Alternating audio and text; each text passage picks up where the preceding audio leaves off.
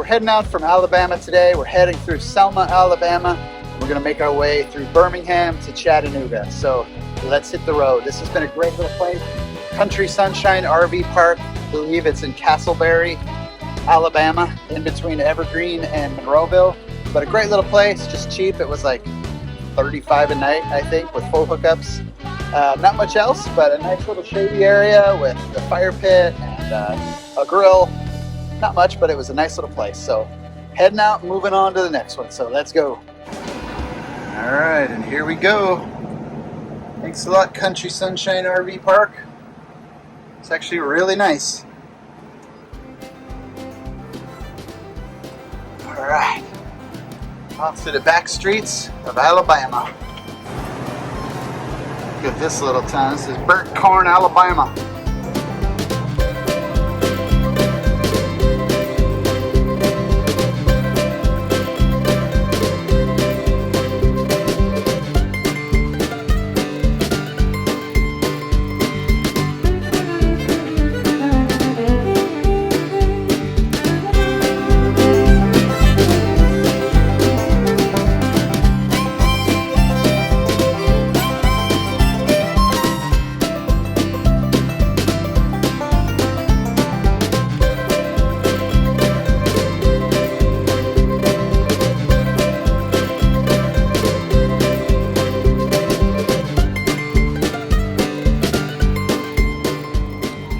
Selma, Alabama, getting ready to cross the Edmund Pettus Bridge. This is the bridge right here, guys.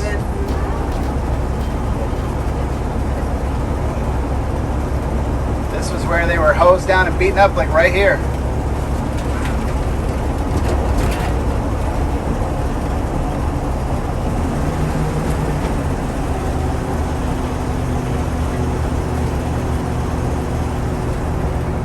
Wow. I hope so. Like those vines that everybody finds hilarious. Murdered by the KKK. Yeah.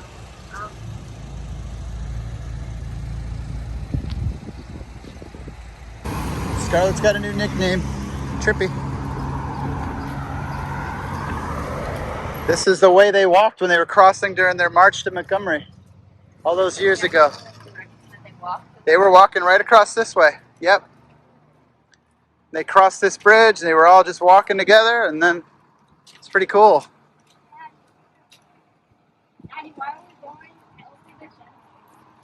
It's a special place, buddy. Amazing thing happened here. Terrible thing, but it led to an amazing thing.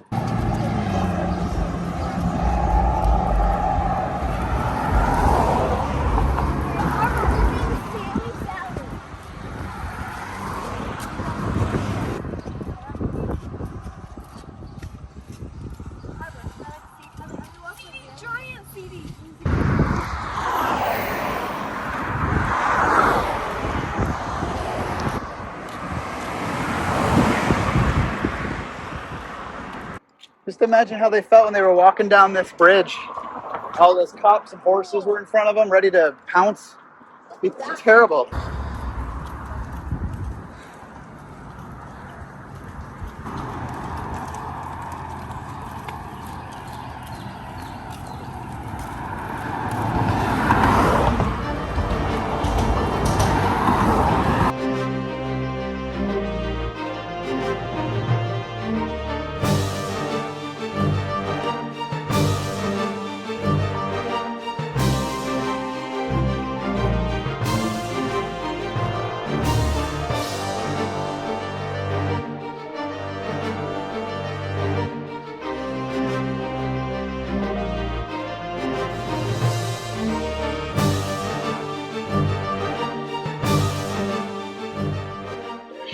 Your place is to continue this march, and I'm saying that this is an unlawful assembly.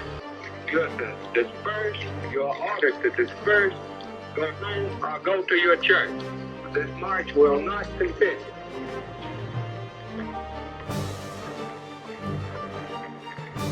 Is that clear to you?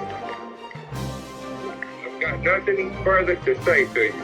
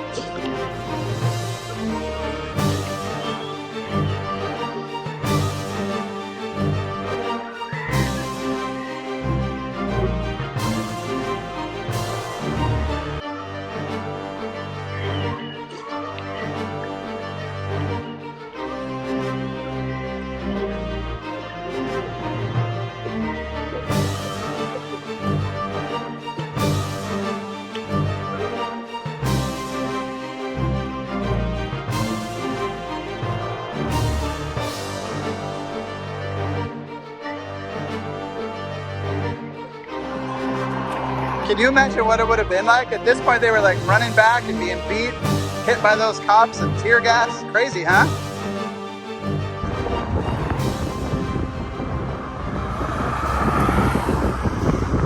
About me because of my uncles. My mother actually had 18 siblings, and 9 of them happened to be boys. And 5 of them was actually in the army, and 2 of them served in the Korean War. Uncle Willie and Uncle Sally. But Uncle Willie was the one that was most vocal. He said, when I got back here, I wasn't naive enough to think that I would get a hero's role. He said, well, at least I thought I would be treated with dignity. But when he got back, he said, not only did he have to still go to the back of the bus, still to the back of different businesses. The worst part of all that, he could not vote. So in 1963, when the church in Birmingham got bombed and those fellow girls was killed, that's when he decided to join the movement. He said, I literally cried. He said, my pillow was wet with tears the next morning. He said, I knew what I needed to do. I needed to join the movement. But he had one issue with the movement, though. He said, I killed people in Korea. He said, I'm not proud of it, but I was told I was defending America. And 9 years removed from the war, now Dr. King wants me to be nonviolent and submissive, let people beat me up. So he had to learn to become nonviolent through Dr. Bernard Lafayette.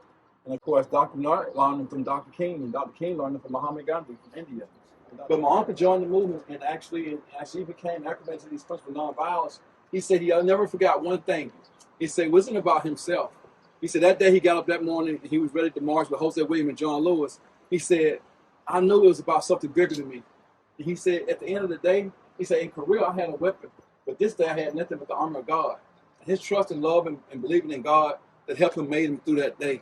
And of course, he said that on that day he carried with him 3 peanut butter jelly sandwiches and 2 mason jars full of water. They knew they needed to be prepared. He said, but when they got to the temple of this area, right in front of them, they looked over and they saw this vast sea of blue. This vast sea of blue is representing Alabama State Troopers. Uncle Willie said, there was nothing to prepare me what I was about to face. Now, the movie Selma, I don't know how many of you guys saw the movie Selma, but I was seeing about 3 or 4 different scenes. But whenever I get the big head, my wife said, Plum, you put the star, you were just an extra. So she gets me home. Nevertheless, I thought it was pretty awesome, and they allowed us locals to be part of the movie Selma. But now, of course, the movie, as you can imagine, they want us to be beaten right there at the foot of the bridge because they wanted to sensationalize and show the bridge. But in reality, though, on that infamous day, March 7, 1965, the beam did not hurt the foot of the bridge. Rather, you would have to go another 300 yards beyond the bridge. Right there to your right, to your left, rather, this colorful little building, almost pinkish looking. That's where the Alabama State Troopers was all assembled. Now, George Wallace, who was the governor of Alabama, he had given Al Lingo was the head of the Alabama State Troopers. Wallace gave Al strict instructions.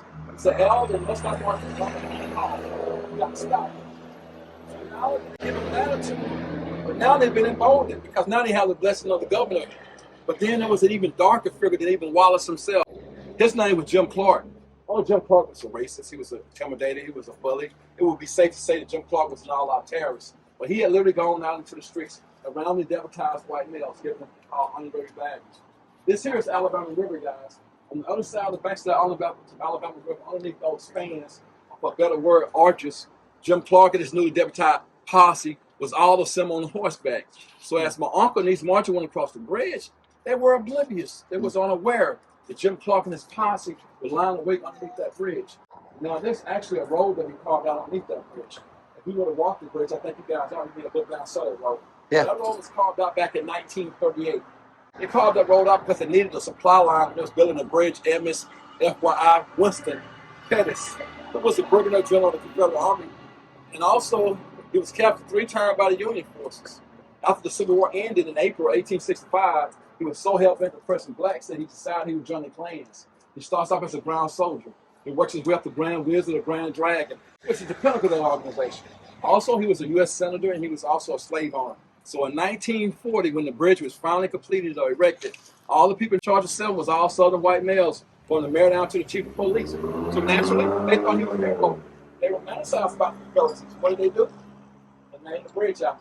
And in 2017, now that we had a black mayor, now that we had a black police chief, we thought it was time to change the name of the bridge. So a 35-year state senator by the name of Senator Hank Sanders, who authored this book here, actually championed the author of this bill in the Senate called the Bridge of Freedom Act.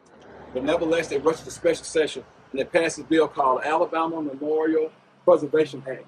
This act states that anything over 40 years old, you cannot change it. If it's 20 years or younger, you got to go through a commission. And guess who sits on that commission? All Southern white males, they all romanticize about the Confederacy. And I have a unique take on that name of that bridge, and I want to get back to the last few minutes of Bloody Sunday.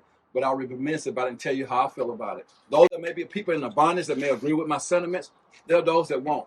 I personally don't want to see the name Edmund Pettus totally eradicated from the bridge, but I do want to see it taken down from the top, and I want it placed on 2 large plaques. On these plaques, I want to read that he was a Confederate general, that he was the grand wizard of the clans, so that 300-400 years from now, which is no time in history, that he can rest on his own laurels. But up top of the bridge, I want to see the Bridge of John Lewis or the Bridge of Freedom, so that we can celebrate someone that's worthy of being celebrated, but we don't forget about the dark evil past of Edmund Pettus, so that history doesn't repeat itself. But here comes the irony, though, guys. Edmund Pettus' great-great-grandkids, they want to see the name change, because you can imagine that stigma that comes along with that name. But John Lewis himself, not so much, because John Lewis was much too humble. He would never bring unwanted attention to himself by saying, yeah, name the bridge after me. But now that he passed on, I think it's quite fitting that that name is ex-John Lewis who was on that bridge. His horseback. He said, he wasn't one of those regular deputies. He said, I knew all those nasty bastards. He said, it was a new guy. He said, it had to be one of those deputized posse members. But he ran back and hit my uncle underneath his eye. My uncle died, that's why underneath his eye. He said, came in and hit me again. He said, that's when I dove to the ground. He said, while lying on the ground, I could hear horses stepping on people's bodies. I could hear billy clubs hitting people's skulls. He said, John Lewis, they life is right in front of me, almost dead with brain concussion. He said, blood flowed down that street. He said, that is when they began to release the tear gas. Some people had never experienced tear gas before. They began to pass out. That is when some people made a conscious decision that they would retreat back into the city limits. When you believe that once they made it back into the city limits, that Winston Baker, who's going to be head of Selma Public Safety, I say that with irony, public safety, along with this 37-year comment by the name of Joe Smith, the mayor, they allowed the city police to join in on the attack. So here they were retreating from the Alabama State Troopers and county deputies, only to be welcomed on this side with violence by the police. Now, if you guys want to go to this church called Brown Chapel AME Church, and AME stands for African Methodist Episcopal Church, I highly recommend it. It's one of the most important churches in the country. And my uncle Willis said he built these horses, literally trying to climb the steps to gain access to the sanctuary. And of course, here's something that's not talked about in books or mentioned on television, that it lasted for hours at the church. Everybody knows how tumultuous and bloody it was on the bridge. And back in the church, they literally blockaded both entrance and exit of the church and let nobody in, nobody out. That they beat and harassed and arrested kids as young as 12 years old. And because it was cold, because it was in March, guess what Sheriff Clark swept the baby back into jail without turning the heat down. So the very next day, people like my uncles and Ella that was fortunate enough to baby and arrested heard about those kids being held in jail with any kind of heat. They got together and brought blankets to the jail. Again, guess what Sheriff Clark says to the baby in the jail? Not allow any blankets. So finally, a day or two later, those parents were able to bond their kids out of jail. And of course, ultimately, finally, Jim Clark himself goes to jail for writing bad checks and embezzlement. And ultimately, he dies in 2007. But not before being asked, how do you feel about what you did on Bloody Sunday? He responds, I would do the exact same thing over again if I could. Now, Dr. King wasn't here for Bloody Sunday, because a lot of people mistaken him to be here. He goes on the other side of the bridge towards Alabama State Troopers. He kneels, he prays, and he goes back to the church, only to inflame the NAACP, SCLC, SNCC, all these organizations up in arms, like, why don't you turn back? But see, Dr. King was a spiritual man. And I personally think Dr. King exercised what I like to call divine discernment. Sure, because I don't know if I would have had the courage. I like to think I would have. But how do you feel about what happened that day? Do you think you would have had the courage? And how do you feel about those people that did have the courage? Is anyone that like to add to the conversation, like to say anything? Kids, y'all guys are welcome to speak or add in. Anyone? It was really brave. I don't know how to pick you out. Yes, sir. It was brave and it was smart. You know, they knew that they were, and you know, they were going to get in trouble. You know, they thought they might get arrested. They probably didn't realize they'd get beat up, but they knew something was going to happen. But they knew that by forcing the ugly behavior from the other side, that it was going to turn public opinion around the world because all the cameras were there. Powerful. So it was smart. It was smart to do it, but brave. Brave, powerful, and of course, I can safely say that had Dr. King been here, it may not have been a Bloody Sunday. But Dr. King was such a strategist, and he may have not. But because he wasn't here and fate had it, as bad as Bloody Sunday was, as terrible as it was, it needed to happen. Because what it did for a lot of people that was unaware, that didn't know how it was here in Selma, they began to learn. And that's how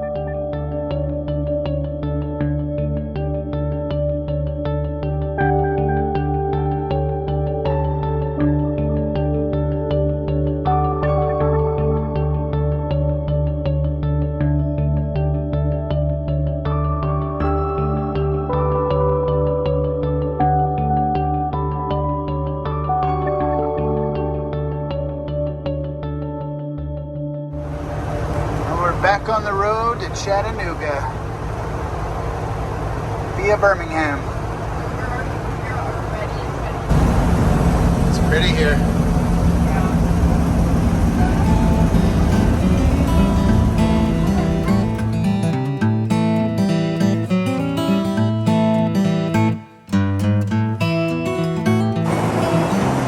In the Eastern Time Zone. Beautiful mountains up here. Gorgeous.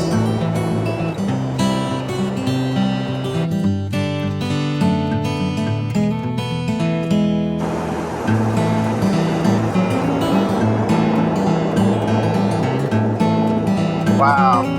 Pretty. Yeah.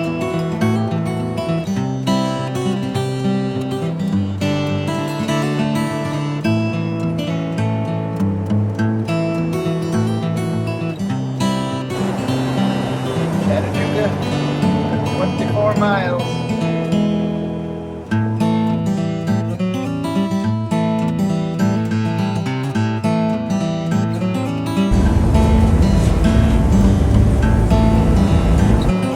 Tennessee. Woo!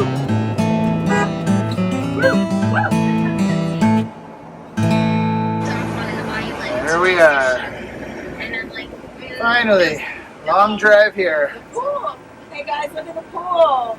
But let's get to bed. Okay, so this is nice. So we got in here super late.